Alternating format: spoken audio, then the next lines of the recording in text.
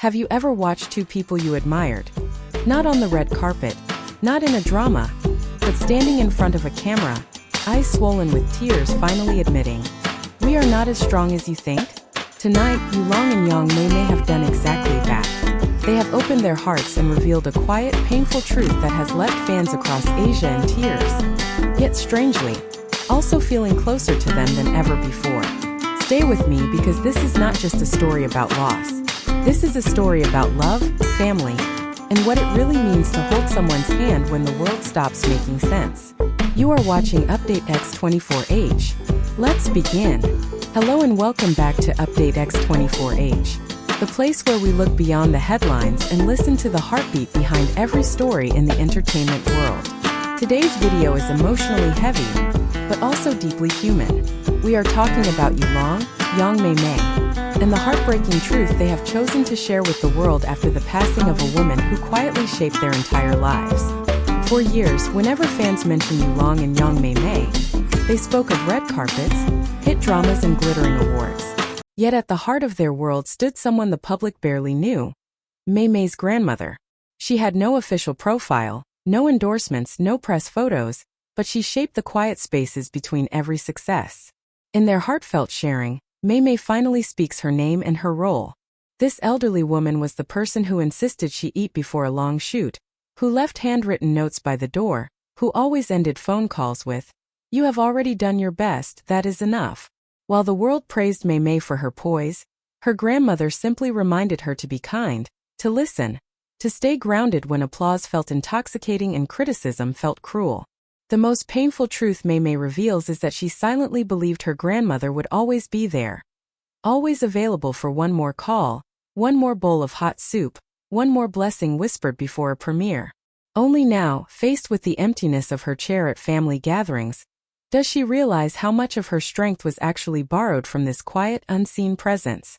Mei Mei has often been described as unshakable. The actress who smiles through rumors, who stands tall in interviews, who never seems to lose control. Yet in this moment of raw honesty, she gently dismantles that illusion. Looking straight into the camera, she admits that on the day her grandmother passed, the image of the strong woman simply fell apart. She recalls sitting in the hospital, trying to hold back tears because staff recognized her, because she worried someone might film her breakdown. She says she caught herself straightening her posture and fixing her hair even as her heart was in pieces. Then, softly, she confesses that once the curtain of composure slipped, she cried in a way she had not cried since childhood, helpless, shaking, unable to speak. Her message to fans is not one of heroism, but of humanity. She explains that strength is not the absence of tears. Sometimes it is simply the courage to admit that you are exhausted, frightened, and full of regret. By choosing to reveal these hidden moments, she invites viewers to put down their own masks for a while, and to accept that even the people they admire most are still learning how to live with pain. When Long begins to speak, there is a noticeable shift. He does not try to appear wise or dramatic. Instead, he admits something surprisingly simple. He did not know how to heal Mei Mei's grief. He could not negotiate with fate, could not bargain for more time with her grandmother, could not offer answers to questions that had none. So he made one quiet decision: he would not leave her side. He describes the long, silent hours in hospital corridors, where the plastic chairs were too hard to sleep on and the lights were too bright to feel calm. He remembers the way Mei Mei's hand trembled whenever someone in a white coat walked past, and how he squeezed it gently each time, as if to remind her that she was still here, still held. In those days, career plans, brand deals, and public image faded into the background. His role was no longer that of a well-known actor or public figure. He became a shelter, the person who stood between Mei Mei and the cameras, who absorbed some of the weight of conversations with doctors, who remembered to bring a jacket when she forgot she was cold. In telling this story, he quietly redefines love, not as grand declarations or perfect photographs, but as staying present when there is nothing left to say except "I am here." When the couple's vulnerable testimony was released, many viewers expected the usual pattern: a wave of sympathy, trending hashtags, and then the internet moving on. Instead, something more meaningful began to unfold. The honesty in their words did not simply attract attention, it stirred reflection. Fans realized they were not just witnessing a celebrity tragedy, but a mirror held up to their own relationships and their own unspoken regrets. Comments became longer, more personal. People shared stories of grandparents who had raised them while their parents worked, of elderly neighbors who had quietly looked out for them, of last conversations they wished they could repeat. Rather than gossiping about who was seen at the memorial, many chose to write messages of gentle encouragement.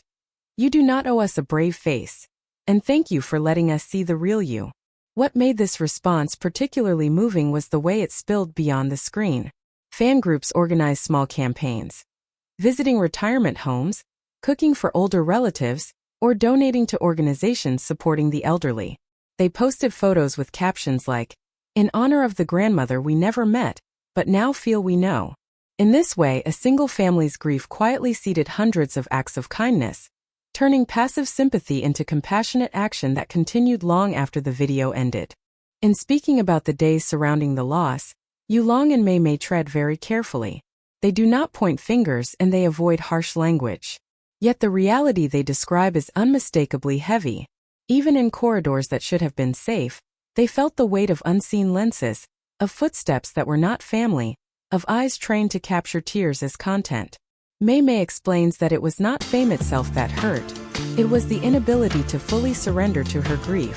She speaks of wiping her face before stepping out of a room, not because she wanted to be strong, but because she feared that a single frozen frame of her anguish would be turned into entertainment.